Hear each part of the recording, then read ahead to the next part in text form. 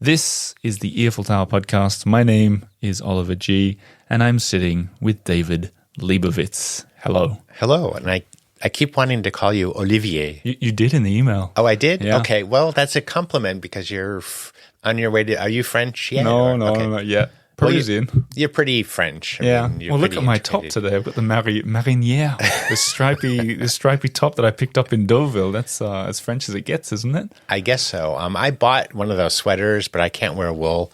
The striped Brittany sweaters. Yeah. And it looks really cool on me, but it looks better on you. You mean you can't wear it because of the wool? Yeah. Oh, okay. Yeah. Well, that's a shame. You can get a fake one. Get a fake one. You'll pass this. Are you French now? Yes. Okay, congratulations. When was that? Oh, like 5 years ago. Yeah, it's becoming trendy. Have you noticed? Well, I think a lot of people are. I don't know if it's trendy. They're making it harder now. They just passed they're passing a bunch of new things, like they're raising the level of French you need to speak and so forth. It's a pretty interesting process, but I have to say, as you've lived in France or Paris for quite a while, sometimes you're tangling with bureaucrats and it's not always a pleasant experience, to say the least. They were super nice. They were very friendly and nice, and it was a very positive experience. Did you get one of those where they ask you questions about the old French presidents and all that kind of stuff? They didn't ask me anything. Really? Yeah, all they said was, why do you want to live in France? Why do you want to stay in France? Yeah. Why do you want to be French? And I started talking about food. And whenever I've learned over the last 25 years in France, whenever there's a meeting, an official meeting, a bank meeting, whenever things aren't going your way, change the subject to food. very good. Yeah. That's very good. By the way, have you been to the bakery around the corner here? And they're like, oh, c'est super bon, monsieur. Oh, j'adore ça. Interesting. I feel like maybe it works with history a little bit too. I've noticed if you start talking, like some Parisians are really proud of the history of the city. Yeah, I just don't know anything. I'm not a historian. I used to You're a food guy. I used to do culinary tours, and people would ask me questions about it. I would say at the beginning, I was like, I'm letting you know right now, I'm not a historian. I know a lot about food. I'm very good at this subject, and I'm not good at this subject. So. That's amazing. I do the exact opposite when I've done tours. Is I say, don't ask me too much about the restaurants because I'm no expert. I feel like I don't know how you do this, especially recommending restaurants and everything. Well, you know what? Making recipes. People are so. When I was doing tours, and I don't do them anymore, but I finally came up with. I just gave everyone a handout because people would ask me. They're like, "Where should we eat?" And I have a sort of a rule. I was like, if they're not writing it down, they're not going to go there. Yeah. Because it's you're traveling. There's so much to remember. Yeah. People need a written piece of paper. True. So I would hand them something, and I would say, here are 10, 15 restaurants. And now they're all on my website. Sure. But some of them. Did you do it at the start of the tour to preempt all their questions? I think I did it at the end. Yeah. Smart. Yeah. But either way, it's just I always tell people, like, know the questions people are going to ask you and have something prepared to give them. Speaking of, do you know the questions I'm going to ask you today? I have an idea. You sent me some, but I'm preparing myself to be shocked, surprised, delighted, and thrilled by your charm, wit. Here we go. Keep going. And Australian accent. There you See, go. I'm doing the French thing, flirting. I love it. Let's we're going to talk about the Marché d'Aligre because there's a lot to dissect there. I know you have been a lot, maybe not so much these days. I know you're a local. We don't have to say your address, but you live in the quartier at least, right? Well, when I moved to Paris, I was living in the Bastille, which is in the 11th. It's on the edge of the 11th and the 3rd arrondissement. And the Marché d'Aligre, there's a big market at the Bastille, but the Marché d'Aligre is about a 10-minute walk from the Bastille. And people said, you should go there. It's much, it's livelier, it's more fun. And even more, French people love anything that's less expensive. Whenever you say, like, I went to this really good restaurant, the first thing they always go is, c'est cher. Was it expensive? Yeah. So people like the Marché d'Aligre because it was historically inexpensive, partially because it's in a working class neighborhood. It's not in like a fancy neighborhood where people necessarily make a lot of money, although the 11th arrondissement is now one of the most expensive in the city. Yeah. That's changed. And we recently moved. I moved away from the Bastille. I was living in another part of the 11th. And then when I moved again about a year and a half ago, it was near the Marché d'Aligre. And I was kind of like, well, it's good, but it's a little far when it's, this is so French. It's like a 10-minute walk from my apartment. It's like, it's like a whole other neighborhood. Oh, wow. And do you go there a lot to the Yeah, market? I go like 2 or 3 times a week. Okay, let's paint a picture, I think, for the people. There'll certainly be people listening to us now who've never been, maybe never heard of it. Okay. First, just plain old geographically, you nailed it there. It's 10 minutes from the Bastille, which means it's easy walking distance from the Marais, where everybody goes and knows. And it's near the Gare de Lyon. It's on the sort of the cusp of the 11th and 12th arrondissement. Yeah. Arrondissements. And it's interesting when you talk to people that don't live in Paris, when you mention like the 12th, they're kind of like, what's that? Yeah, that's true. And yet there's a few things like the elevated walkway and the viaduct. The downstairs part is amazing. And then the Train Bleu restaurant. Whatever you think of it, it's something to see, Okay. So we won't talk about that. Do you hate it? It's beautiful. Yeah, I mean, you can't deny that. That's one of the most beautiful restaurants going around. But they're all very close. So the 12th has actually got that sort of west side of the 12th has got a lot on offer. And that brings us into this marketplace. And so for the people who've never visited, I actually listened to the first podcast episode we ever did together. It's 2017. Oh my God! So we're gonna do a podcast every 6 years. We're gonna be like old in wheelchairs. Yeah, but I asked you on it for your favorite market, and you started talking about this exact market and how you talked about how you like to get there and walk from one end to the other and take it all in, sort of. Is that still your approach to it? Do you have guys there that you? I kind of know. Usually now when I shop, I know what I'm looking for, and a lot of times I'm right now I'm writing some cookbooks, and I have a list, and I need this, and this, and of course. One of the delightful things about France is whatever you're looking for, they have everything else but that one thing you're looking for. Right. So often you have to do a lot of roaming. But one thing that's interesting about the Marché d'Aligre is that it's actually 3 or 4 markets in one. There's sort of the outdoor market, which is sort of freestyle, it's open air stalls. And you have you have several different levels of produce. You have a lot of the people that sell sort of bulk produce, eggplants or apples and things. And then toward the middle, you have some of the higher quality stands. And there's one stand that sells stuff from their farm. Right. It's a producteur. Yep. And then you have like a covered market in the middle, which is one of the oldest markets in Paris. And we'll get back to that. But how do you know that the one in the middle is a what did you say, producteur? How do you know that is this just your knowledge, or is a big sign there? They have a sign up, and it has like a G on it, and it says, Notre Production, which is our production. So I always tell people, if you're coming to Paris and you go to any outdoor market, look for the producteur. Yeah. They'll say like Notre Production, our production, or, producteur, or something like that. And usually the produce is a little, and I say this positively, it's a little funkier. We'll have dirt on it and so forth, but it hasn't been polished. Yeah. And I like that. Yeah. Yeah.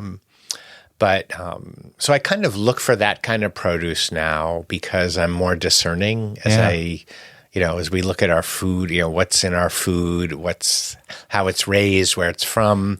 Just the last few weeks we had farmers in France and in the rest of Europe all demonstrating, I guess you would say, about, they're not getting paid enough. So there is a price for low-priced produce. How do we make stuff affordable? How do we pay the people who are growing it enough to live on? So I try to think about that when I shop, and I don't mind spending a little more to shop with people who are, producteurs and so forth. Is there anyone on that long strip of fresh fruits and vegetables that we should be avoiding? How are you meant to know? But you know what I mean? Like Well, there's this guy, he's had 8 baskets of cranberries, fresh cranberries. And as an American, we all look for fresh cranberries. and he won't budge on the price. Yeah, okay. And I'm like, so he's the guy. And I'm like, I want to say to him, after Thanksgiving, nobody's buying cranberries. Like before Thanksgiving, people pay like 10 euros for a basket. Now we're not buying them, but I'll use them. I'll put, I like cranberries. Yeah. So he's the guy I want to avoid. Okay, cranberry guy. We'll keep an eye out for this guy. So they all know you down there? Like when you walk in, are you on first name basis with them? Or? Well, what's very interesting is the market is very multicultural. There's a lot of people from different places selling, buying, so forth. And when one thing people don't know about Paris or don't think about who don't live here is that when you move to a new neighborhood, there's like a hazing. Right. You're like the new person. Yeah. And the butcher doesn't know you. The people at the bakery don't know you. Yeah. So when I first started going to the Marché d'Aligre, they were all like, they like to shout things, monsieur, monsieur, monsieur. And I was like, look, I know what I want. I'm here to get, I don't need to be yelled at. Just thank you. I didn't say that, and now, they've seen me. They know. You've passed through the baptism of yeah. See, I can relate to that because when I've been hazed like this, I'm no food expert, and my French in the past wasn't that great, but when that kind of thing happens, it put me off. And I didn't like going to butchers. I didn't like going to the fresh fruit place because I felt like they're tricking me or ripping me off. Well, it's a cultural thing. I mean, you were raised in Australia. I was raised in the U.S., and you go to the store and people aren't trying to they're not trying to cheat you. Whereas other countries, you travel in them and you're bargaining for things and they hear your accent and they're like, oh, he's an American or Australian. Yeah. And so there's a lot less of that now in Paris than there used to be. I used to be a pastry chef. And so when someone hands me a bag that's 400 grams of kumquats, I pretty much know if it's 400 grams by looking or not. Right. So I've a couple of times, excuse me, can you reweigh that? Or say, vrai? Here we go. Yeah, okay. And also, I don't want people to get paranoid about coming to Paris, but like 1 and 2 euro coins look pretty close. Yeah. And a couple of times, it doesn't happen a lot. I don't want people to focus on it. But a couple of times I'm like, excuse me, this is... 1 euro, so it's supposed to be 2, right? Yeah. They're like, oh, désolé, monsieur, I'm sorry. Those kind of tricks probably go back.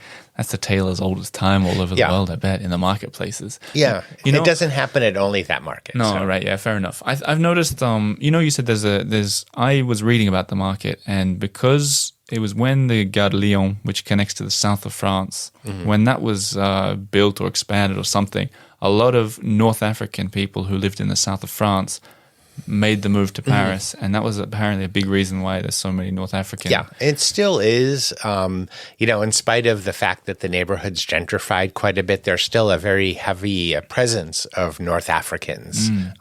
Less and less so. A friend of mine just bought an apartment behind the Marché d'Aligre, and it wasn't cheap.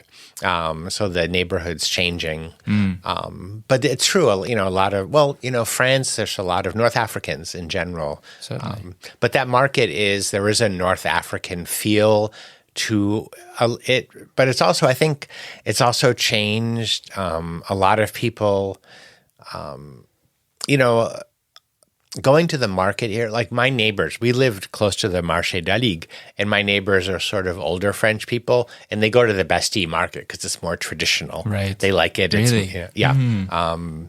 And that's, it's just a feeling I guess people have about the markets. I think when I learned, so I went there today, knowing also that I'd be talking to you. I went there and I was like, I'm not a very adventurous chef, and I don't take on big projects. You're not a chef. I'm not a chef. Okay. No, I'm not a very adventurous man in the kitchen. Let's put it that way. But I was like, I'm going to make a bœuf bourguignon. Okay. Right? And so I started by and I never do this. I went to the butcher and I said, I'm going to make a bœuf bourguignon. And this is in the indoor bit. And we'll get back to that. That's a really good, the indoor people at the market are all very good. Yeah, he was so helpful, this guy. But I'll get back to this. So then I went out to buy the stuff, all the vegetables and so on. And I went with the approach of, like, I tricked myself into being overconfident, like way overconfident, even than I usually am. Like I'll talk more to people and negotiate and ask what's good. And maybe this is what you do all the time, but I never do that kind of stuff. So much so that there was a guy speaking Arabic handling the, to make the, what do you call it? The garnier, what's the roti? bouquet garni. Yeah. And I said to him, Assalamu alaikum, and he just burst out laughing. And he was like, "Oh, welcome. What do you want? What do you want?" I said, "Well, I'm making a bœuf bourguignon." And he tries to give me like a kilo of stuff. I said, "I just need a little bit." Yeah. And he goes, "You know what? This is my gift to you. Go for it." And I thought, okay, great. When you have a different approach to it, it makes such a difference. Well, people here don't joke around with people right off. There's this whole thing about vous voyez and people using the vous tense. And I was reading a discussion about it online recently, and they were saying, well, it's meant to be distant. People said it's meant to distance yourself from other people, which is not something that culturally, is familiar to us, perhaps. Yeah. This is the polite way of saying it. Yeah. And they said it's also a politesse, it's politeness. Yeah. And we don't have that in our culture. Like, we don't. So I always make a point, like if I have to call customer service in France, if I go to the market or something, I always make it a point to say something kind of funny, just to get them on my side. Yes. But I also, a lot of times they don't know, they see this guy, and I just buy something and they don't know that I actually know. And they're like, "Do you want us to cut that up for you?" I'm like, "No, I can do it." They're like, "You know how to cut up like a leg of lamb?" I was like, yeah. You just cut along the bone there. And then they're like, okay. And then, I go back, I always tell people also who come to Paris, like, go to the same places over and over and over again. Yeah. And so they know me. Yeah. And they don't roll their eyes, they don't try to sell me something. They don't cut, if I say I want a slice of pate, they don't give me, one that's, 10 centimeters wide. Yeah. And when you tell them that and when you know what you want, I bet that's music to their ears as well. Yeah, for bœuf bourguignon in France, you want to get beef cheeks. I wonder what I got. I don't remember. Well, they usually will say, they call it's like bourguignon meat. It began with the P, what I got. Does that ring a bell? Paleon? Yep. Oh, wait, that's good. Okay. Yeah. You have to braise it a long time. Okay. The meat in France is tough because a lot of the cows were raised for muscle, not to eat necessarily. But beef cheeks are always really tender, and those make the best bourguignon. I've got the inside word. This is exciting. So I like so now we're in this inside part of the market. Okay. And what I really liked, I'm talking to him, he's like, "You'll need this, and I'll tell you when I've cut it, I'll tell you how you should cook it." And then he started telling me everything, and he's like, "Oh, you want some, you need some bones. I'm going to gift you some bones." Okay, that's good. Oh, they have bones. Okay. Yeah. It's hard to get bones. Okay. Yeah. So he was like super nice. And then we'd mentioned we have a 2-year-old. He goes, "Look, your 2-year-old will like this. This is on the house." And they really, I was amazed, right? And then they give you the little receipt and you go to a little, like a ticket booth or something. And I had this experience and I'm very curious for your perspective on this because it felt like it would have been exactly the same 100, 200 years ago, maybe even the same little booth. Probably. Right? And then I started thinking, this is such a Parisian experience, but not the kind that tourists would typically come across. It kind of depends. We talk about tourists. I have a friend who's coming to Paris, and she was like, she lives in New York. She's like, "We want to eat at a restaurant." The same 3 questions, like, that aren't. And one of them is like, there's not tourists. Yeah. I was like, there's tourists everywhere. Yeah. Like, there's in good restaurants and bad restaurants, there's just tourists everywhere. Yeah. There's nothing wrong with being a tourist. And in fact, I like tourists because most tourists are here to enjoy themselves and they want to explore Paris, as you know. Yeah. So I think, it's hard to say, like, will a tourist get that experience? I think in my experience, a lot of Americans say that, "Oh, we love coming to Paris. Everyone's so polite." And, they like the idea, "Oh, I have to go pay over there. Oh my God." Yeah. But if you're staying in a hotel, you're not going to be buying eggs. No. But, you might go buy charcuterie. You might be buying cheese. Yeah. You might be buying, things like that. Yeah. But you're right. You're not going to be. But, nowadays, a lot of people, I guess, rent apartments. True. I don't know what's going on with the short-term rental thing. Oh no, that's a whole different podcast. I don't know if it's for me and you to do either. No, but I think people always say they want to come and cook on their vacation. I'm like, why would you want to wash dishes on vacation? Yeah. I just don't understand that. It's like, my idea of vacation is not washing dishes. Yeah. And in France, you can go to the butcher shops and you can get like pate and so forth. So you don't really have to cook here. Yeah. So that's where we're talking about and where I got the meat is the indoor part of the market. Which was it in the middle? Nope, it was on the edge. It was on the it was right. I guess it would be the south end. So it's well, there's two butchers. Yeah. There's one in the middle. Yeah, and then there's the one on the side. It's the one that usually has a big pig cooking. Yeah, they're the ones. They're really nice because people don't go there as much as the big one in the middle. Right. So those guys are super nice. Because they have to be? No, I don't know. They're just nice. Well, if I'm going to buy meat, I don't know where to begin. If I got a choice of 3 butchers in one small market, do you go and you look and you go, that meat looks better, or is it a reputation thing? Or we don't cook a lot of meat per se, but I will, if I'm going to experiment with something, like if I'm going to make beef cheeks, I'll look and do you have beef cheeks, or do you have lamb shanks, or do you have lamb shoulder? So I'll just go in and ask, or I'll look. Yeah. And the good thing about the Marché d'Aligre is on the main street, there are several butchers who are North African. Mm-hmm. So they're used to people making things like tagines. So you can get like lamb shoulder. Right. And some of them have not... You don't see it too like lamb heads on the counter. Yeah. It feels like, for me, because I obviously, like you said, I deal with a lot of tourists, or people who are coming to Paris for the first time. It feels like such a 3rd, 4th, 5th visit kind of thing to walk down that street seeing the lamb heads, and I love that. I think it's cool. I think there are a lot of people, or tourists for the first time, who don't want to just climb the Eiffel Tower and Arc de Triomphe, and want to get something a bit real. I see more and more. There are people that do Marché d'Aligre tours, and I think it's a great place to go. And I always tell people, and I don't use the word tourists a lot, but I often say visitors. Yeah. Because people recoil when they're like, weird, I'm not a tourist. Yeah, I'm like, well, you're visiting for a week. You're a tourist. It's fine. There's nothing to be ashamed of. It's not a dirty word, tourist. Yeah, it's not a dirty. A lot of, people think, touristy. I'm like, true. Going to the Eiffel Tower is touristy. That's true. Yeah. Romain wants to eat. My partner's French. He's Parisian. Yeah. We were having dinner the other night at Les Ormes, where you can look at the Eiffel Tower. He goes, I want to eat in the Eiffel Tower. He said that. Yeah, I'm like, okay, last time you were on the show, you referred to Romain as your reference to France. Now I'm his reference. That's true. He's like, where should we eat? I'm like, I don't know. Things have changed, Amazing.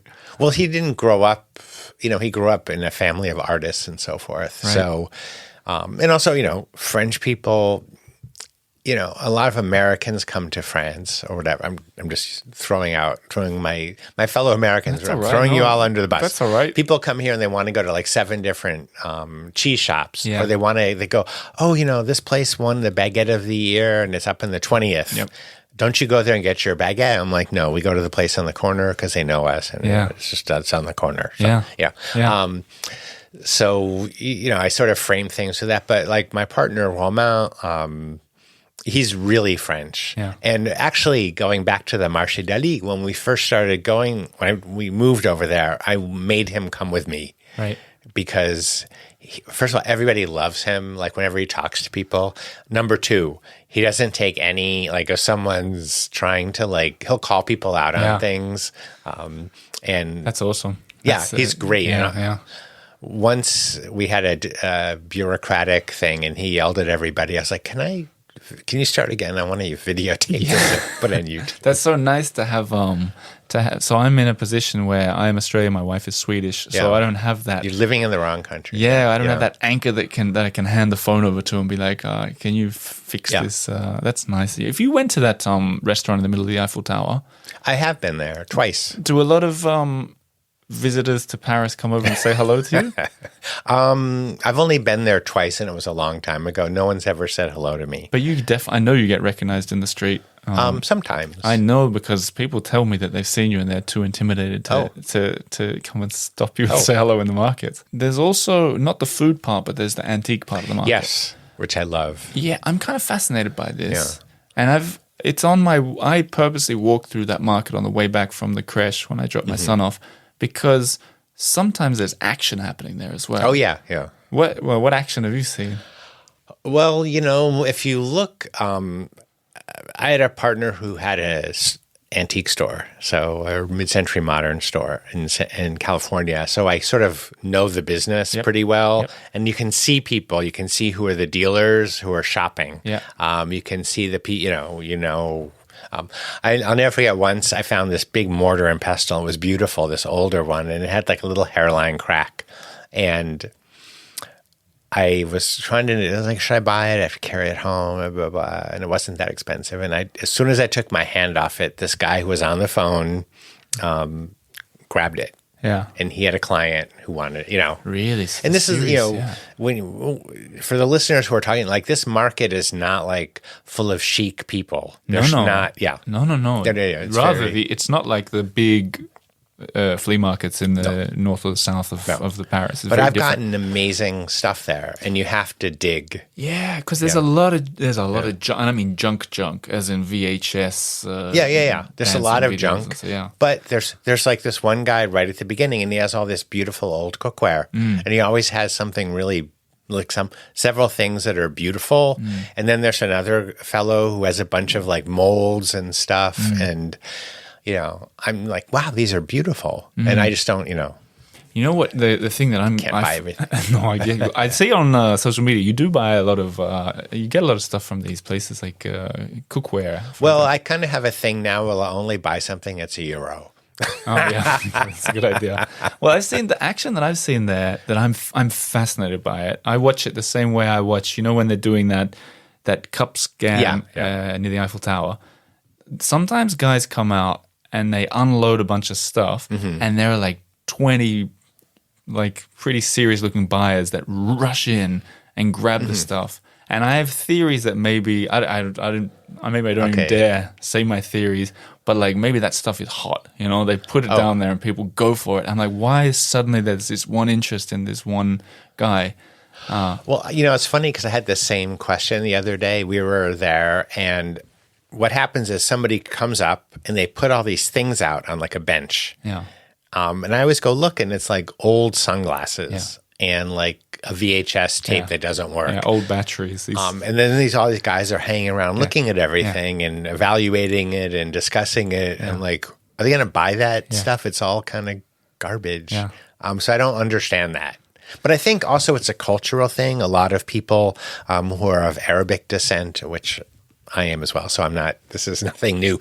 They like to talk about stuff and haggle and like when I go, even with like my partner Romain, when we go to like a flea market or something, he wants to talk to everybody, and he'll like pick something up and he'll spend like 20 minutes talking about, some metal airplane with the guy, and they talk about it. And I'm like, I'll see you, I'll meet up. And I come back and I found like 10 things. And Roman's like, how'd you find all this stuff? Yeah. Like, well, because you're talking to the guy about the metal airplane. Yeah. It looks like you figured it out. You leave him with the airplane, you do what needs to be done, and you come back and you both win by the sounds of it. Yeah, but then he's like, I want to go look at everything. Oh, it's just too late. It's like, I need to find the bathroom. Time's running away from us, as it usually does when we chat. So I want to wind things up with a shout out to your Substack first. Okay. You've constantly had your newsletter. You have your finger on the pulse of where to be by the sounds of it, because Substack's gotten popular and you were there. I remember back and forthing with you about Substack and memberships and stuff about 2 or 3 years ago, and you've got a huge platform there. Is that kind of your main focus at the moment? It is. Like you've done a really great job with your podcast focusing. This is what everything else you do revolves around, but this is your main thing, and you're very good at it, and you do it well, and you have great people who listen. You have really dedicated, engaged people. It's great. You've built this community. With my newsletter, I've been able to do that as well.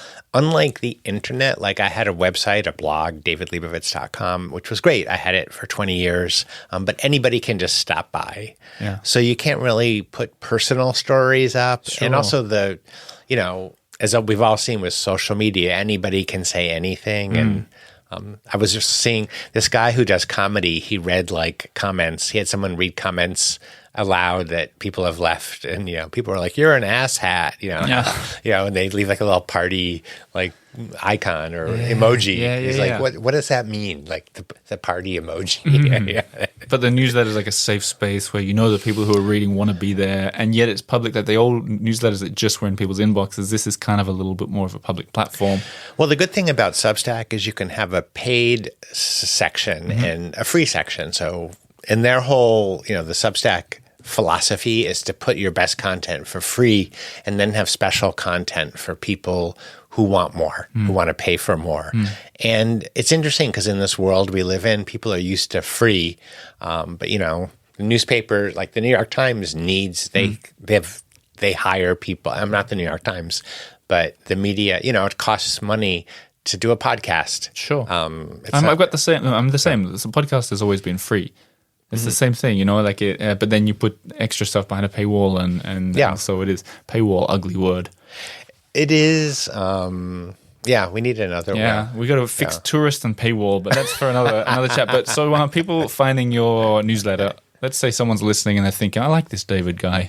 How can I find it? Oh, it's just davidlebovitz.substack.com. Easy. Go and check him out, everybody, if you don't already, and consider becoming a paid subscriber there. On my Substack, it says that there's an admin thing where it says the people with the most crossover.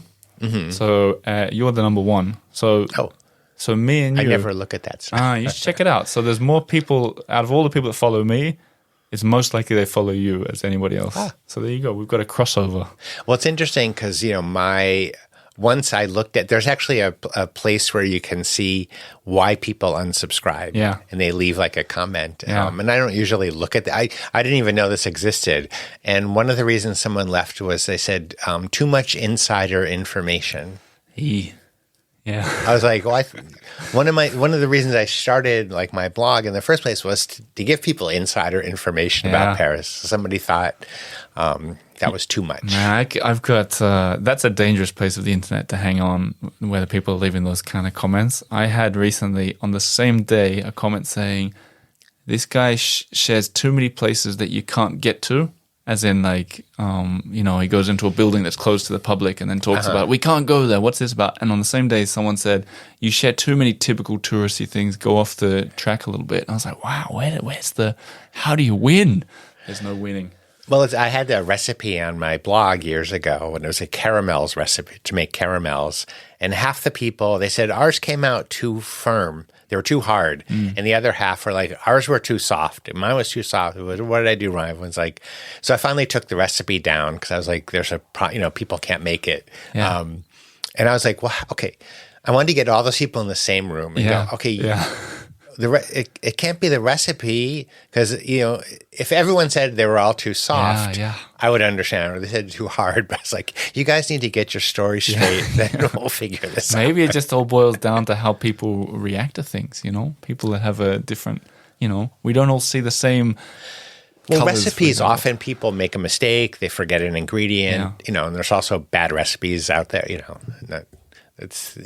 I'm not saying my recipes are bad, and it's funny when after I took that recipe down, people would write to me like, "Oh, that's our favorite recipe. We can't see it anymore." It's tough, David, but we got to do it. We got to do it, and we continue to do it. Thank you for taking the time to be on this show. And on a more sincere note, I reflected the fact that you were on this podcast in 2017. You must have been in the first 10 guests I ever had. Oh, okay. And that's. Honestly, when I think back, that's a really nice thing. We've talked about this before, I think, but it's really nice that you took a chance on someone that's just starting something out. And I know that's your philosophy, but it's really it's nice. I always think, there's a group of us in Paris that have been here a while, and it's a lot of, I was a pastry chef and a baker for a long time, and it's all about sharing, and you do things for other people, and other people do things for you, and it was interesting because a friend of mine, a woman who I didn't know very well, she did a favor for me, and it was so nice. I said, "What can I do for you?" I really, I was begging her to let me do. And she said, "Everything." She looked at me and she goes, "Everything doesn't need to be transactional." And I actually learned something. It's like, you don't just accept it. It's fine.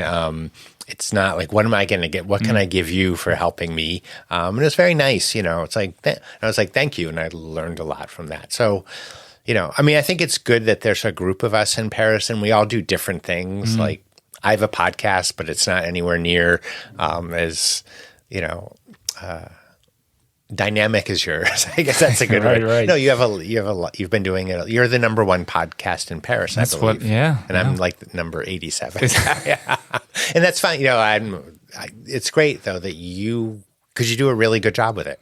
Thanks, David. I'm happy That's to be a very guest. kind of you. That's very kind of you. And on that note, with a big smile on my face, I'll wind this up and say thank you again for coming in, and best of luck on the cooking front and the market front. And to everybody out there, the Marché d'Aligre, I'll be putting all the things we talked about in the show notes below and on the website, including David's Substack newsletter page. Thank you very much, David. Thank you.